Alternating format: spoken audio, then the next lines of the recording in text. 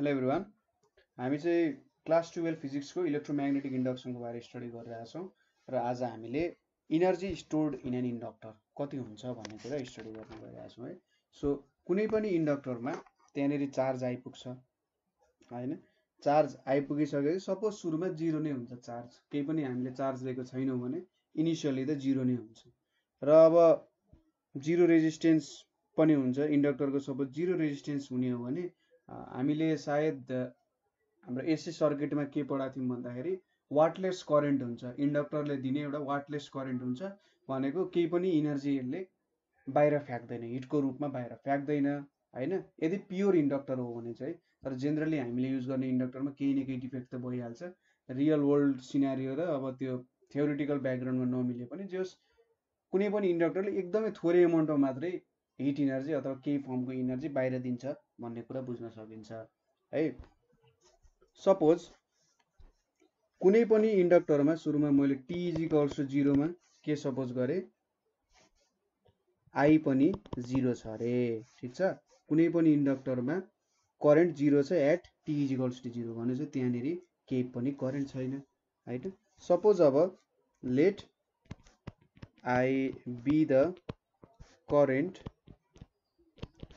at any instant of time so that di by dt be rate of change of current। अब यो कुराहरू तपाईले एकचोटी हाम्रो सेल्फ इन्डक्सन सम्बन्धी भिडियोजहरु पनि हेर्नु होला है। यो इलेक्ट्रोम्याग्नेटिक इन्डक्सनको सेल्फ इन्डक्सनको कसरी हुन्छ, त्यहाँ rate of change of current भनेर के भन्न खोज्या हो भनेर हेर्नु होला, चेन्ज अफ करेन्ट। सो यहाँनिर त डिआई बाई डिटी भनेको पोजिटिभ भ्यालु छ भनेपछि के भइरहेछ, करेन्ट इन्क्रिज भइरहेछ, ठिक छ, करेन्ट इज इन्क्रिजिङ। सपोज अब कुनै दुईटा टर्मिनल छ, ए र बी भन्ने टर्मिनल छ। सपोज यहाँनिर एउटा इन्डक्टर छ हैन, यहाँनिर मैले कुनै एउटा भोल्टेजको सोर्स लगाइदिएको छु अरे, सपोज भिएबी छ अरे। सो भिएबी भनेको के हुन्छ त, यल डिआई अपन डिटी हुन्छ हैन। सपोज अब कति रेटमा पावर कति छ त यसको भनेर भन्नु पर्दा पावर भनेको भिएबी इन्टु आई हुन्छ हैन। पावर भनेको त आई स्क्वायर आर। सो यहाँनिर भिएबी आई हुन्छ, ए र बी बिचको पोटेन्सियल भिएबी भयो। सो भिएबी भनेको के लेख्न सकिन्छ, L di by dt into I हुने भयो हैन, यति हुने भयो। सो सपोज हामीले चाहिँ के गर्यौं भन्दा the energy supplied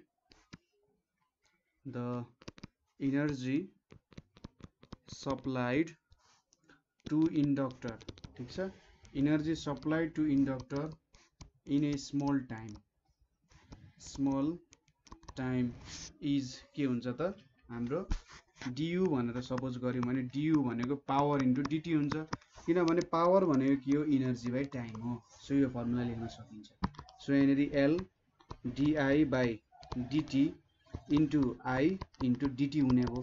so dt dt cancel हुने भयो, डियु भनेको के भयो त एल आई डिआई हुने भयो हैन। अब यहाँनिर हामीले इन्टिग्रेट गर्नु पर्यो। सो इन्टिग्रेट गर्यौं, d U is equals to 0 to I L i d i, ठिक छ, र यल बाहिर निस्कियो, यहाँनिर 0 टु आई आई डिआई हुने भयो, यहाँनिर एल आई स्क्वायर बाई 2 आउने रहेछ, ठिक छ। सो हाम्रो therefore energy stored in inductor भनेको 1/2 एल आई स्क्वायर भनेर लेख्न सकिन्छ, ठिक छ। सो करेन्ट जब फाइनल स्टेडी स्टेट रिच गर्छ, di by dt is equals to 0 हुन्छ हैन। Di by dt change in current 0 हुन्छ र त्यति बेला चाहिँ के हुन्छ त, no more energy is input to inductor when there is no current, no energy stored, and only when current is high energy stored is यति, ठिक छ। जब करेन्ट चाहिँ आई हुन्छ त्यति बेला यति स्टोर हुने हो। सपोज अब कुनै पनि सोलेनोइडको सेल्फ इन्डक्टेन्स भनेको के हुन्छ त, mu naught N square A by 2 pi R हुन्छ, ठिक छ। कुनै पनि सोलेनोइड चाहिँ यसरी सर्कुलर फर्ममा छ भने यो यल भनेको चाहिँ के डिनोट गर्छ, यसले यहाँनिर यल हुन्थ्यो, त्यो यसले चाहिँ यसको सर्कमफरेन्स डिनोट, लेन्थ डिनोट गर्ने हो नि त। सो एउटाको लेन्थ भनेको त 2πr हुन्छ। सो हामीले यो हाल्यौँ भने इनर्जी भनेको 1/2 म्यु not n square a by 2πr into I square हुन्छ। सो यसले पनि हाम्रो इनर्जी निकाल्न सकिन्छ, के को त सोलेनोइडको इनर्जी निकाल्न सकिन्छ। ठिक छ। सो हामीले यहाँनिर इनर्जी अफ इन्डक्टर कति स्टोर हुन सक्छ भन्ने कुराहरू डिफाइन गर्यौँ र करेन्ट फाइनल स्टेडी स्टेटमा पुग्दाखेरि आई कन्स्ट्यान्ट हुन्छ, त्यति बेला आई को भ्यालु 0 हुन्छ। सो जति बेलासम्म मात्रै यहाँनिर करेन्ट पास हुन्छ त्यति बेला चाहिँ इनर्जी स्टोर गर्न सकिन्छ, नभए त्यहाँनिर हामीले इनर्जी स्टोर गर्न सकिँदैन र यो दुईटा फर्मुलाले हाम्रो इनर्जीहरूमा काम दिन्छ है निकाल्नको लागि। अब यसपछि हामीले हेर्ने भनेको चाहिँ ट्रान्सफर्मरको कुरा हो। ठिक छ। ट्रान्सफर्मर भनेको के हो हामीले सानो क्लासदेखि नै पढ्दै आएको छौँ। ट्रान्सफर्मर भनेको अल्टरनेटिङ करेन्टको लागि मात्रै काम गर्छ, डिरेक्ट करेन्टको लागि काम गर्दैन र यसले के गर्न सक्छ भने लो भोल्टेज टु हाई भोल्टेज लान सक्छ। ठिक छ। लो भोल्टेज टु हाई भोल्टेज लान सक्छ और भाइस वर्सा। ठिक छ। कि त हाई भोल्टेजलाई लो भोल्टेज पनि लान सक्छ और लो भोल्टेजलाई हाई पनि लान सक्छ, तर यो चाहिँ एसीमा मात्रै काम गर्छ। So low voltage to high voltage अथवा high voltage to low voltage भन्ने चाहिँ 2 टाइप्स अफ ट्रान्सफर्मर हुन्छ। जस्ट यो सर्रमा भनिरहेको छु किनभने तपाईँलाई यो कुराहरू थाहा छ है। 2 टाइप्स अफ ट्रान्सफर्मर्स हुन्छ। के हुन्छ त पहिलो भनेको स्टेप डाउन हुन्छ। ठिक छ। स्टेप डाउन भनेर लिऊ। स्टेप डाउनले के गर्छ त low AC voltage at high करेन्टलाई low AC voltage high AC भोल्टेजलाई high AC voltage at low current. ठिक छ। High AC voltage at low current into low AC voltage at high current बनाउने काम गर्छ।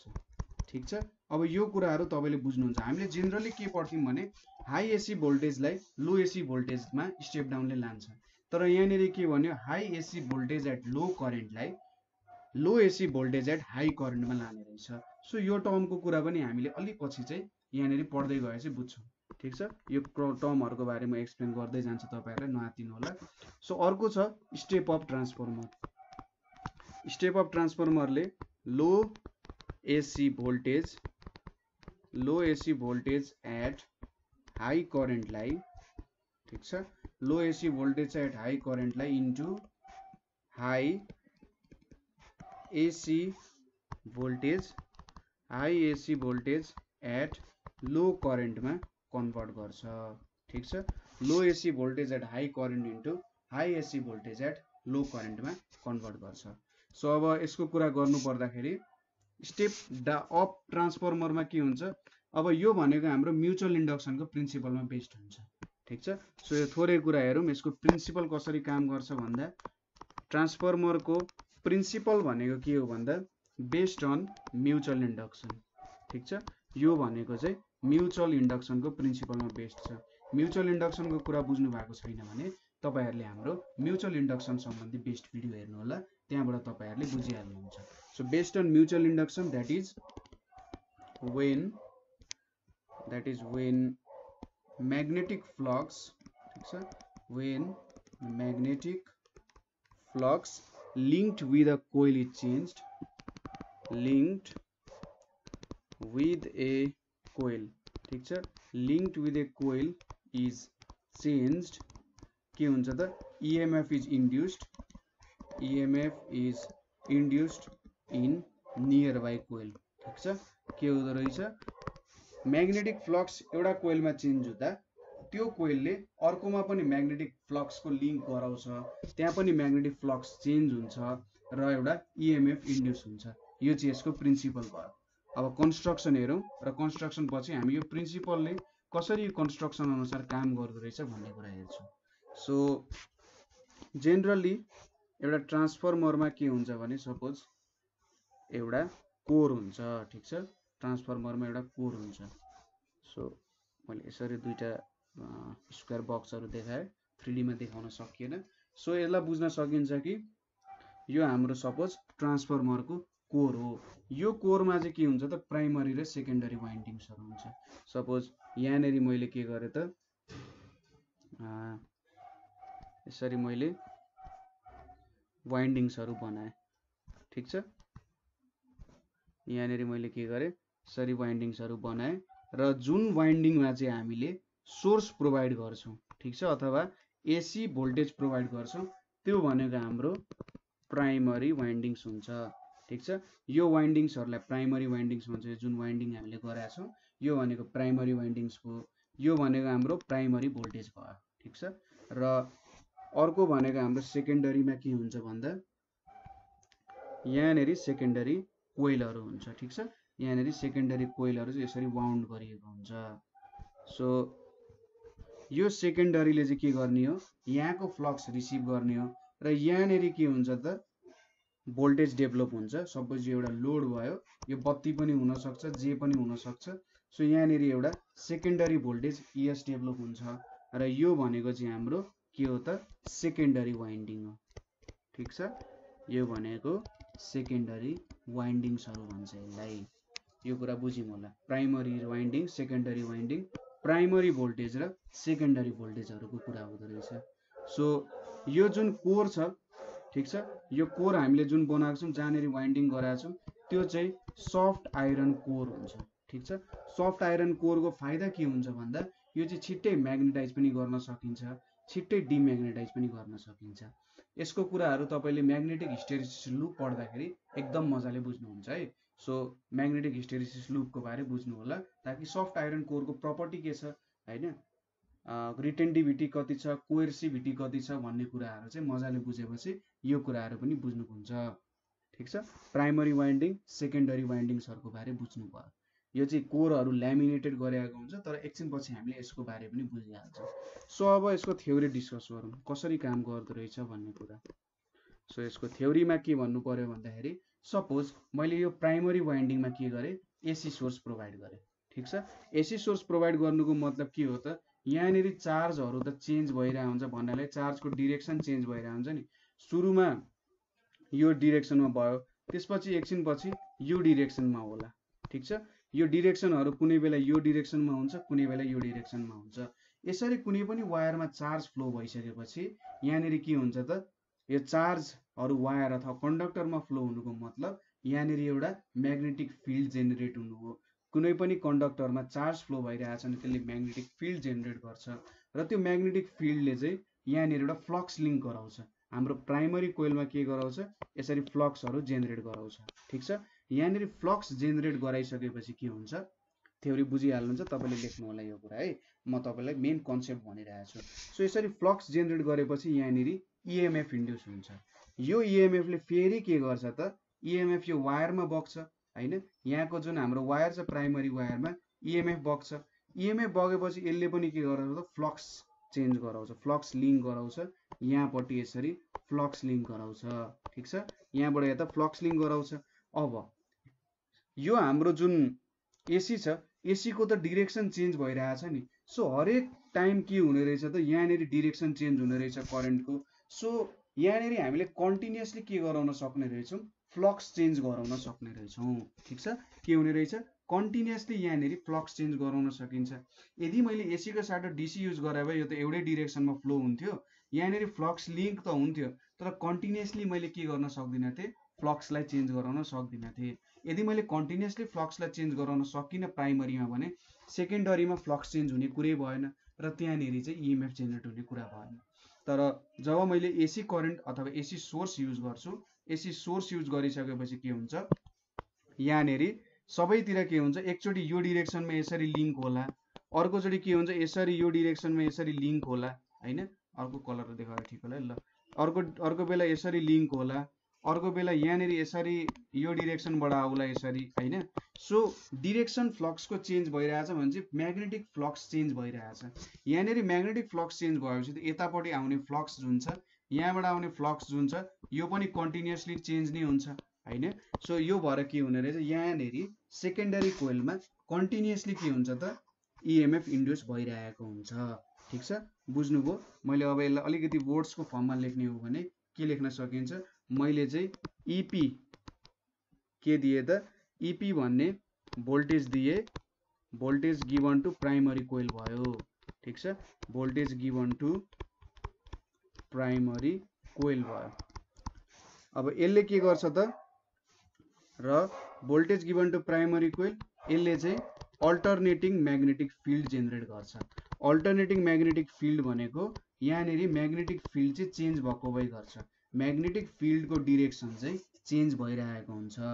ठिक छ, अल्टरनेटिङ म्याग्नेटिक फिल्ड जेनेरेट गर्छ भने यहाँनिर अल्टरनेटिङ म्याग्नेटिक फ्लक्स पनि आउने भयो हैन। म्याग्नेटिक फिल्डसँगै त युज हुन्छ नि, चेन्ज हुन्छ नि, भनेपछि अल्टरनेटिङ म्याग्नेटिक फ्लक्स आउने भयो। ठिक छ, अल्टरनेटिङ म्याग्नेटिक फ्लक्स आयो। अब यो चेन्जिङ अथवा अल्टरनेटिङ म्याग्नेटिक फ्लक्सले के गर्छ त, दिस इन्ड्युसेस इएमएफ, अथवा यसलाई मैले इएमएफलाई इएस लेखेँ, इन सेकेन्डरी कोइल। अब यो अल्टरनेटिङ म्याग्नेटिक फ्लक्सले लिङ्क गर्छ सेकेन्डरी कोइलसँग।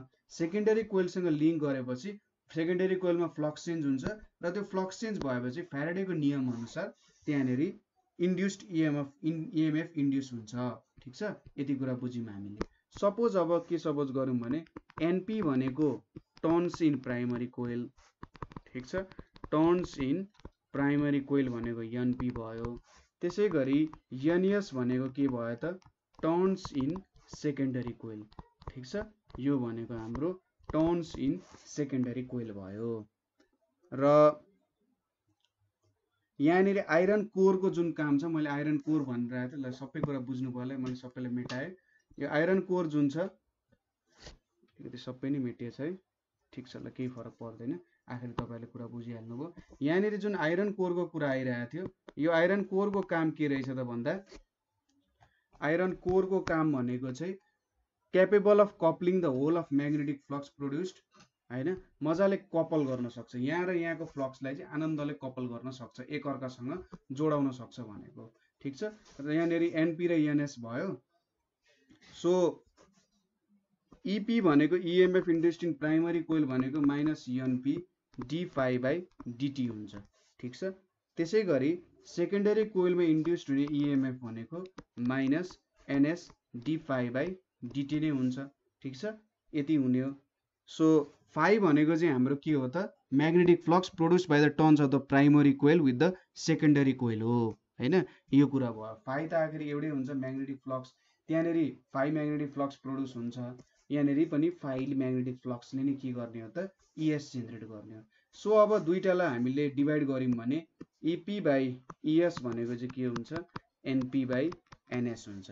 ठिक छ, इपी बाई इएस भनेको यो भ्यालु हुन्छ, वेयर अब एनपी बाई एनएस भनेको चाहिँ root under LS by LP is equals to के, यसलाई चाहिँ ट्रान्सफर्मर रेसियो भनेर पनि भन्छ। ठिक छ, यसलाई चाहिँ ट्रान्सफर्मरको रेसियो भनेर पनि भन्न सकिन्छ। र एलएस एलपी त भनेको सेल्फ इन्डक्सन अफ प्राइमरी र सेकेन्डरी कोइल्स, यो कुरा त तपाईँले डेराइभ गर्न सकिहाल्नुहुन्छ हाम्रो यो फर्मुलाबाट, L is equals to mu naught N square A by 2 pi r फर्मुलाबाट मजाले डेराइभ गर्न सक्नुहुन्छ। ठिक छ, यो कुरा यहाँबाट डेराइभ गर्नु होला है।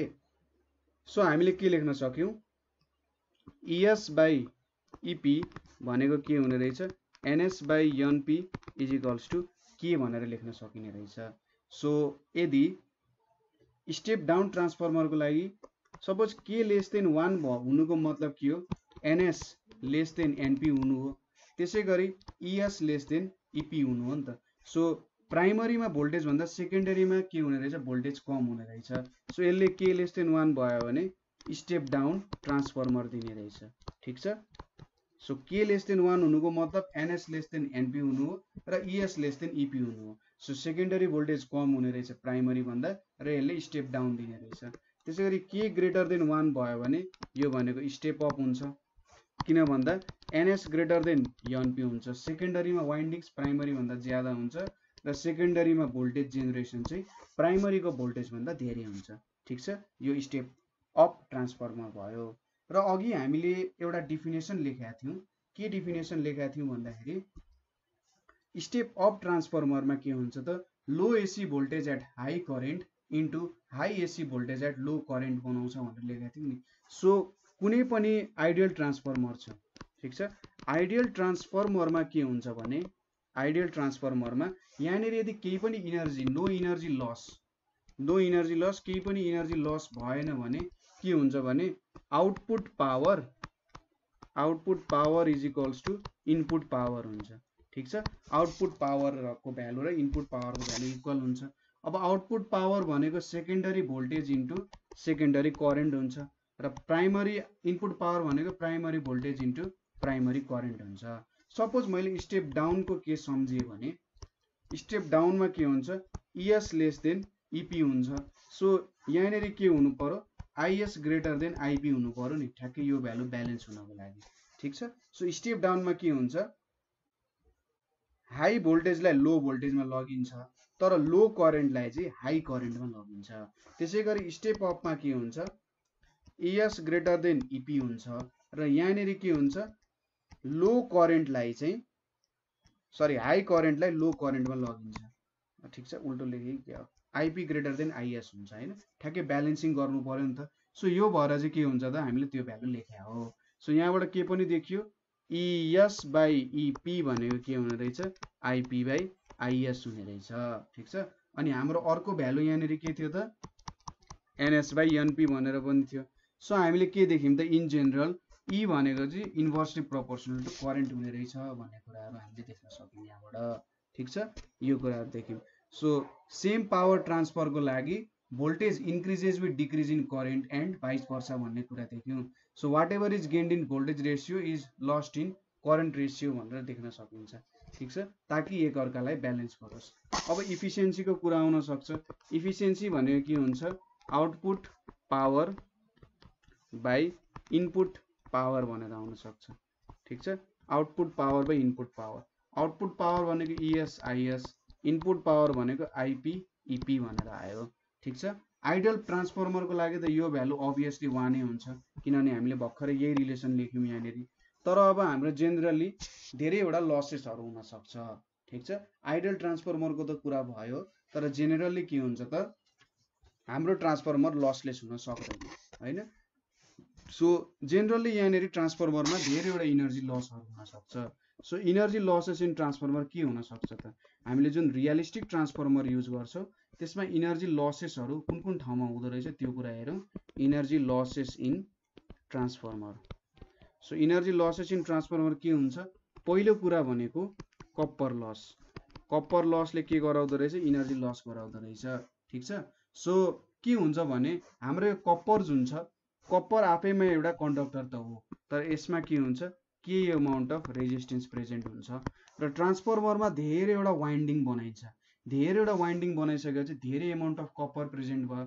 सो धेरै अमाउन्ट अफ कप्पर प्रेजेन्ट भइसकेपछि के हुन्छ त, त्यहाँनिर धेरै नै रेजिस्टेन्स हुने भयो। ठीक छ, 1 मिटरको कप्परको साटो मैले 2 मिटरको कप्पर युज गरेँ भने त्यहाँनिर अभियसली धेरै रेजिस्टेन्स हुन्छ। सो धेरै रेजिस्टेन्स भएको कारण हाम्रो यहाँनिर के हुन्छ त, हिट लसको कारण। ठीक छ, हिट लसहरू हुन सक्छ यहाँनिर हैन। त्यसै गरी रेजिस्टेन्सको कारण कप्पर लसहरू हुन सक्छ।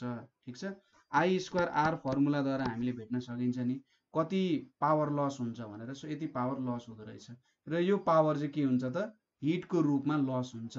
प्राइमरी र सेकेन्डरी कोइलमै के हुन्छ त, हिट लसको रूपमा युज हुन्छ।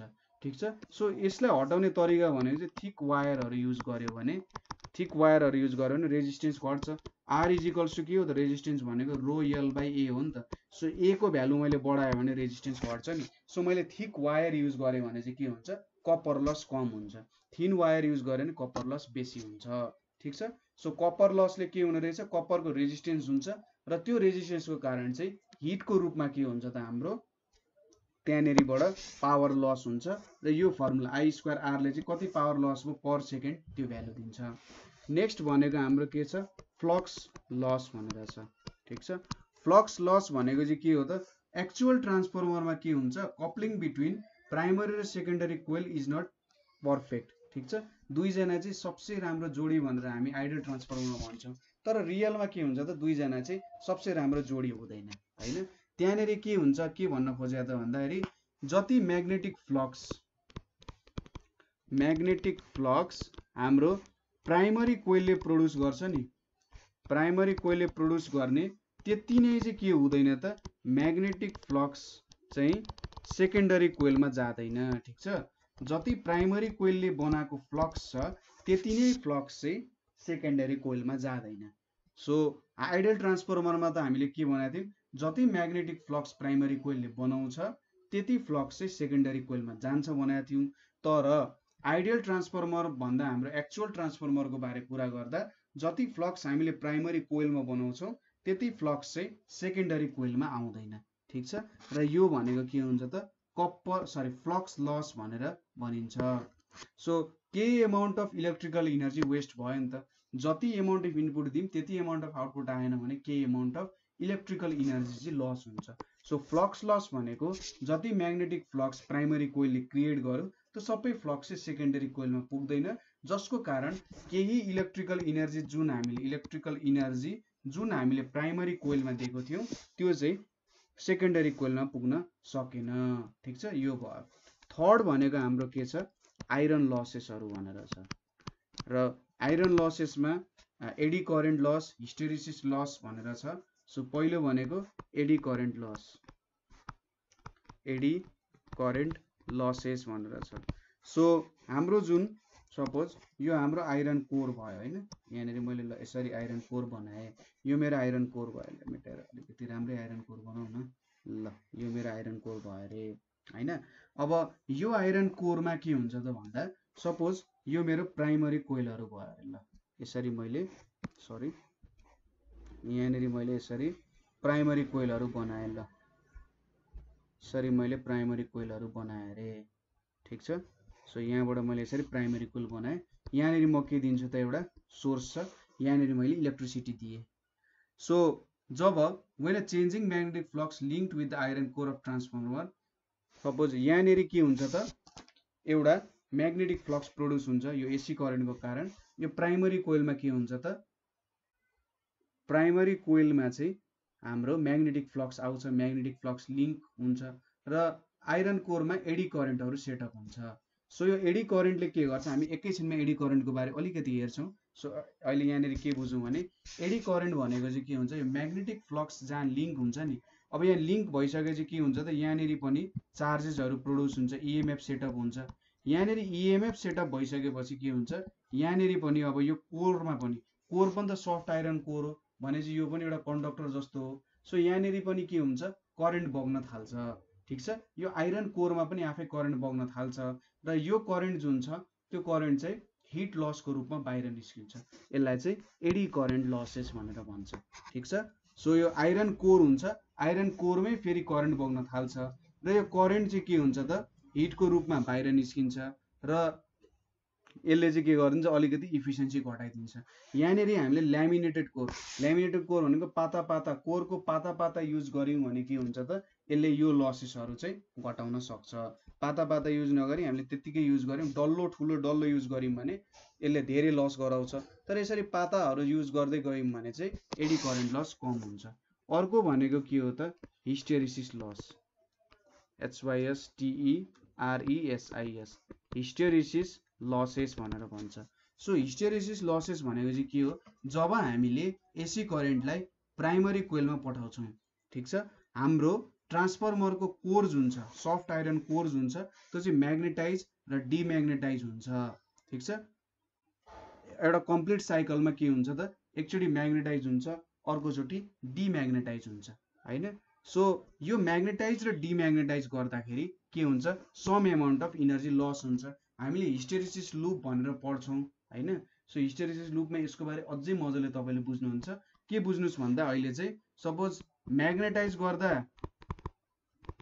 के भयो त केही इनर्जी चाहियो, डिम्याग्नेटाइज गर्दाखेरि पनि त्यहाँनिरबाट इनर्जी हट्यो होइन। सो म्याग्नेटाइज डिम्याग्नेटाइज गर्दाखेरि यहाँनिर के हुन्छ त सम इनर्जी लस्ट हुन्छ। म्याग्नेटाइज र डिम्याग्नेटाइज गर्नको लागि केही अमाउन्ट अफ इनर्जी लस हुन्छ। सो एकचोटि म्याग्नेटाइज गर्दा एकचोटि डिम्याग्नेटाइज गर्दाखेरि हामीले म्याग्नेटाइज गऱ्यौँ, म्याग्नेटाइज गरिसकेर सपोज हामीले म्याग्नेटाइज सपोज सुरुमा सफ्ट आइरनको डिम्याग्नेटाइज छ अरे, डिम्याग्नेटाइजबाट मैले म्याग्नेटाइज गरेँ। ठिक छ, हाफ साइकल कम्प्लिट भयो। फेरि म्याग्नेटाइजबाट मैले डिम्याग्नेटाइज गरेँ भने एउटा फुल साइकल भयो। सुरुमा इलेक्ट्रिसिटी पास नगर्दा हामी त्यसलाई डिम्याग्नेटाइज स्टेट सोच्छौँ होइन। सो मैले यहाँबाट के गरेँ, एकचोटि म्याग्नेटाइज गरेँ, म्याग्नेटाइज गरेर फेरि डिम्याग्नेटाइज गरेँ। सो यो एउटा लुप भयो होइन, वान साइकल कम्प्लिट भयो। सो यो वान साइकलमा के हुन्छ, डिम्याग्नेटाइजको स्टेटबाट म्याग्नेटाइजको स्टेटमा लाँदा पनि के अमाउन्ट अफ इनर्जी लस हुन्छ र म्याग्नेटाइजको स्थितिबाट डिम्याग्नेटाइजको स्थितिमा लाँदा पनि के हुन्छ त त्यहाँनिर लस हुन्छ। सो यो वान साइकलमा लस हुनुलाई चाहिँ के भन्छ त हिस्टेरिसिस लस भनेर भन्छ। यो चाहिँ हिस्टेरिसिस लुपसँग इक्वल हुन्छ। सो यहाँनिर चाहिँ हामीले हिस्टेरिसिस लस कम हुने मेटेरियल, हिस्टेरिसिस लुप कम हुने मेटेरियलहरू युज गऱ्यौँ भने हिस्टेरिसिस लस पनि कम हुन जान्छ। ठिक छ, यो कुरा बुझियो होला। अर्को भनेको भाइब्रेसन अफ कोरद्वारा होइन। अर्को लसेसहरू भनेको चाहिँ हामीले ल 4th नम्बरको भयो। 4th नम्बरमा losses due to vibration of core, vibration of कोरद्वारा हुने लसेसहरू। सो ट्रान्सफर्मरले के गर्छ त एउटा हमिङ साउन्ड वाला साउन्ड प्रड्युस गर्न सक्छ ड्यू टु धेरैवटा इफेक्ट आउन सक्छ होइन। करेन्टै पास हुँदा पनि के हुन्छ त्यस्तो साउन्डहरू आउँछ। तपाईँले कहिलेकाहीँ फ्यान कराको आवाज आउँछ नि अलिक बुढो हुँदै गएपछि, हो यहाँ पनि के हुन्छ नि बिस्तारै त्यो एउटा के साउन्डहरू प्रड्युस हुन सक्छ, विभिन्न इफेक्टहरू। यसलाई चाहिँ जेनरली म्याग्नेटो स्ट्रिक्सन, ठिक छ, म्याग्नेटो स्ट्रिक्सन इफेक्ट भनेर भन्छ होइन। सो यो म्याग्नेटो स्ट्रिक्सन इफेक्टको कारण चाहिँ के हुन्छ भाइब्रेसनहरू प्रड्युस हुन्छ। अब यो भाइब्रेसनमा त त्यत्तिकै त भाइब्रेसन प्रड्युस हुँदैन, के अमाउन्ट अफ इनर्जी त हुन्छ यसमा। सो यहाँबाट पनि के अमाउन्ट अफ इनर्जी चाहिँ लस हुन्छ। ठिक छ, vibration of core due to magnetostriction इफेक्टको कारण पनि केही अमाउन्ट अफ इनर्जी यहाँनिर लस हुने हो। ठिक छ, बुझ्नुभयो होला। यो 4-5वटा हाम्रो इनर्जी लसेस भयो है। अब यसपछि हामीले एउटा सानो टपिक हेर्नुपर्ने छ जुन भनेको के हो eddy current. Eddy current loss हामीले अघि पनि थोरै हेरेको थियौँ। एडी करेन्ट लसलाई चाहिँ के भन्छ त फोकल्स करेन्ट भनेर पनि भन्छ। एडी करेन्टलाई चाहिँ फोकल्स करेन्ट पनि भन्छ। सो एडी करेन्टको डिफिनेसन लेखेपछि सायद तपाईँले मजाले नै बुझ्नुहुन्छ होला। सो एडी करेन्ट भनेको चाहिँ के हो द इन्ड्युस्ड सर्कुलेटिङ करेन्ट्स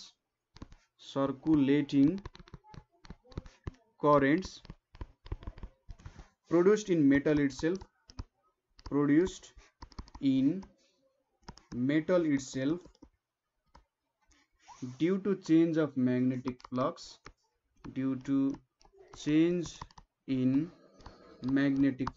ठीक छ, due to change in magnetic flux linked with the metal are called eddy currents। ठीक छ, are called के त एडी करेन्ट्स। यसलाई चाहिँ एडी करेन्ट्स भनेर भन्न सकिँदो रहेछ। ठिक छ, सो एडी करेन्ट भनेको चाहिँ के हो त कुनै पनि सपोज हामीले म्याग्नेटिक फ्लक्स कुनै पनि कोइलमा लिङ्क गरायौँ भने त्यहाँनिर अभियसली इएमएफ इन्ड्युस हुन्छ। इएमएफ इन्ड्युस हुनुको मतलब के भयो त त्यहाँनिर त करेन्ट अथवा इलेक्ट्रोनहरू आउँछ। त्यो इलेक्ट्रोनहरू चाहिँ हाम्रो के त जुन कोइल छ अथवा कोर छ आइरन कोर, यो आइरन कोरमै के हुन थाल्छ त बग्न थाल्छ। अब ठिक छ, आइरन कोरमा बग्न थालेपछि के हुन्छ त यहाँनिर एउटा सर्कुलेटिङ करेन्ट्सहरू प्रड्युस हुन्छ होइन। सर्कुलेटिङ करेन्ट्स प्रड्युस हुन्छ, यसलाई चाहिँ के भनिन्छ एडी करेन्ट्स भनेर भनिन्छ। ठिक छ, सो कुनै पनि मेटालिक पिसलाई चाहिँ हामीले म्याग्नेटिक फिल्डमा राख्यौँ अरे सपोज यहाँनिर एउटा यसलाई सपोज यहाँनिर म्याग्नेटिक फिल्ड एक्ट भइरहेछ। ठिक छ, यहाँनिर म्याग्नेटिक फिल्ड एक्ट भइरहेछ डाइरेक्टली पर्पेन्डिकुलर टु इनसाइड पर्पेन्डिकुलरमा एक्ट भइरहेछ होइन। र यसले चाहिँ के गरिदिन्छ भने यहाँनिर फ्लक्स चेन्ज गरायौँ। सपोज मैले यो कोरलाई चाहिँ माथि मुनि मुभ गरायो भने के हुन्छ त यहाँनिर फ्लक्स अथवा फ्लक्स सेटअप हुन्छ नि, र फ्लक्स सेटअप भएपछि के हुन्छ यहाँनिर करेन्ट सेटअप हुन्छ। यो कोरमा के हुन्छ करेन्ट सेटअप हुन्छ, यो चाहिँ सर्कुलेटिङ करेन्ट्स हुन्छ र यसलाई चाहिँ के भनिन्छ त एडी करेन्ट भनिन्छ। ठिक छ, यसलाई चाहिँ एडी करेन्ट भनिन्छ र एडी करेन्टको डिरेक्सन पनि लेन्ज लद्वारा नै निकाल्न सकिन्छ। ठिक छ, एउटै त कुरा हो, करेन्ट निकाल्ने इएमएफ जेनेरेट हुन्छ र जुन डिरेक्सनमा म्याग्नेटिक फिल्ड छ त्यसको अपोजिट डिरेक्सनमा आउने हो। ठिक छ, सो सपोज तपाईँको म्याग्नेटिक फ्लक्स यो डिरेक्सनमा छ भने हाम्रो इन्ड्युस्ड इएमएफ अथवा म्याग्नेटिक फिल्ड यो डिरेक्सनमा हुन्छ र एडी करेन्ट चाहिँ यस्तो सर्कुलर डिरेक्सनमा आउँछ नि यहाँनिर। ठिक छ, सो सर्कुलरली यसरी करेन्ट आउने हो। ठिक छ, यो म्याग्नेटिक फ्लक्स भयो यसरी सर्कुलरली चाहिँ करेन्ट बग्ने हुन्छ। सो यस्तो सर्कुलर फर्ममा सर्कुलेटिङ करेन्ट्स, यसको लागि तपाईँले एकचोटि लेन्ज ल सम्बन्धी हाम्रो भिडियो हेर्नु होला, त्यहाँनिर यो बुझेपछि त यो कुरा बुझिहाल्नुहुन्छ। ठिक छ, यो डिरेक्सनमा फ्लक्स छ, यसको अपोजिट डिरेक्सनमा हाम्रो लेन्ज ल अनुसार फ्लक्स जेनेरेट हुनुपर्छ र अपोजिट डिरेक्सनमा फ्लक्स आउनुको मतलब यसरी एउटा सर्कुलर फर्ममा यहाँनिर करेन्ट जेनेरेट हुन्छ। यो भनेको हाम्रो के हो त एडी करेन्ट हो अथवा यसलाई फोकल्ड करेन्ट पनि भनिन्छ। र यो डिरेक्सन चाहिँ हाम्रो लेन्ज लबाट हामीले पायौँ। एडी करेन्टले के गर्छ त भन्दा यसले चाहिँ हिट प्रोड्युस गर्छ। कुनै पनि मेटलमा ठिक छ मैले करेन्ट पास गराएँ भने त्यहाँनिर त्यो मेटलमा केही अमाउन्ट अफ रेजिस्टेन्स हुन्छ। त्यो रेजिस्टेन्सले के गरिदिन्छ त इलेक्ट्रोनको इनर्जी खाइदिन्छ। इलेक्ट्रोनको इनर्जी खाइदिन्छ, त्यो इनर्जी कहीँ पनि युज हुँदैन र त्यो चाहिँ हिटको फर्ममा बाहिर निक्लिने भयो। ठिक छ, हिटको फर्ममा बाहिर निक्लिएपछि त्यो त पावर लस भयो। सो मैले जब यो कुरा चाहिँ आइरन कोर चाहिँ मैले हाम्रो के अरे ट्रान्सफर्मरमा युज गर्छु। ट्रान्सफर्मरमा युज गर्दा पनि मैले एउटा प्राइमरी कोइल युज गरे हुन्छु। यो प्राइमरी कोइलमा मैले जब करेन्ट पास गर्छु, करेन्ट पास गर्दा यहाँनिर फ्लक्स सेटअप हुन्छ नि त। अब यो फ्लक्सको अपोजिट डिरेक्सनमा यो कोर हुन्छ, कोरको म्याग्नेटिक फिल्ड हुन्छ र यहाँनिर पनि सर्कुलेटिङ करेन्ट्सहरू प्रोड्युस हुन्छ। ठिक छ, यसरी सर्कुलेटिङ करेन्ट्सहरू प्रोड्युस हुन्छ र यो सर्कुलेटिङ करेन्ट्सलाई चाहिँ के भन्छ त एडी करेन्ट भन्छ र यसले चाहिँ हिटको रूपमा इनर्जी बाहिर ठेलिदिन्छ। ठिक छ, सो यसले चाहिँ हिट लस गराउन सक्छ। बुझियो कुरा। र एडी करेन्टको मेन कुरा भनेको यही हुन्छ। एडी करेन्टले अब ड्याम्पिङ इफेक्टहरू ल्याउँछ, इन्सुलेसनहरू ब्रेक गर्ने काम गर्छ। ठिक छ, करेन्ट पास भयो भने त यहाँनिर इन्सुलेसनहरू ब्रेक गर्ने काम भयो नि त होइन, इन्सुलेसनहरू ब्रेक गर्छ। त्यसै गरी यसले चाहिँ हिट प्रोड्युस गर्छ, धेरै मेसिनहरूमा हिट प्रोड्युस गर्ने काम गर्छ। सो यो कामहरू भयो। अब यसको अरू अरू कामहरू पनि छन्। एडी करेन्टहरू चाहिँ एप्लिकेसन पनि छ एडी करेन्टको। ठिक छ, यसको एप्लिकेसन भनेको चाहिँ के हो भन्दाखेरि यो चाहिँ इन्डक्सन फर्नेसमा युज हुन्छ। ठिक छ, इन्डक्सन फर्नेसमा युज हुन्छ। यसको एप्लिकेसनहरू तपाईँले हेर्न सक्नुहुन्छ है। सो यो डायाथर्मी भन्नेमा पनि युज हुन्छ। डायाथर्मी भनेको चाहिँ कुनै ठाउँमा मैले हिट गर्नु पर्यो, एउटा सर्टेन स्पेसिफिक ठाउँमा मात्रै मैले हिट गर्नु पर्यो भने त्यसलाई चाहिँ के भन्छ डायाथर्मी भनेर भन्छ। सपोज मैले ट्युमर सेलको ट्रिटमेन्ट गर्नु पर्यो भने त्यति बेला एउटा स्पेसल ठाउँमा मात्रै मैले हिट प्रोड्युस पठाउनु पर्यो भने चाहिँ त्यति बेला एडी करेन्टको काम आउँछ। त्यसै गरी यो गाडीको स्पिड मेजर गर्ने स्पिडोमिटरमा पनि के हुन्छ एडी करेन्टको युज भइरहेको हुन्छ। इलेक्ट्रोम्याग्नेटिक ब्रेक्सहरूमा इएम ब्रेक्सहरूमा पनि युज भइरहेको हुन्छ। त्यसै गरी इनर्जी मिटर्सहरूमा, ठिक छ, इनर्जी मिटर्सहरूमा पनि युज भइरहेको हुन्छ। कति इलेक्ट्रिसिटी हामीले कन्ज्युम गऱ्यौँ त भन्ने कुरामा पनि एडी करेन्टको काम आइरहेको हुन्छ। सो यहाँ चाहिँ आज हामीले ट्रान्सफर्मरको बारे पढ्यौँ। एडी करेन्ट भनेको के रहेछ, ट्रान्सफर्मरमा विभिन्न लसहरू कस्तो हुँदो रहेछ, त्यसै गरी इनर्जी अफ ट्रान्सफर्मरको बारे स्टडी गऱ्यौँ। सो यहाँनिर तपाईँलाई केही प्रब्लम भए अथवा कतै बुझ्नु भएको छैन भने हामीलाई कन्ट्याक्ट गर्न सक्नुहुन्छ, हामीलाई सोध्न सक्नुहुन्छ है। ठिक छ, सो आजको लागि यति नै। प्रब्लम भए सोध्नु होला, मजाले पढ्नु होला। Thank you for watching.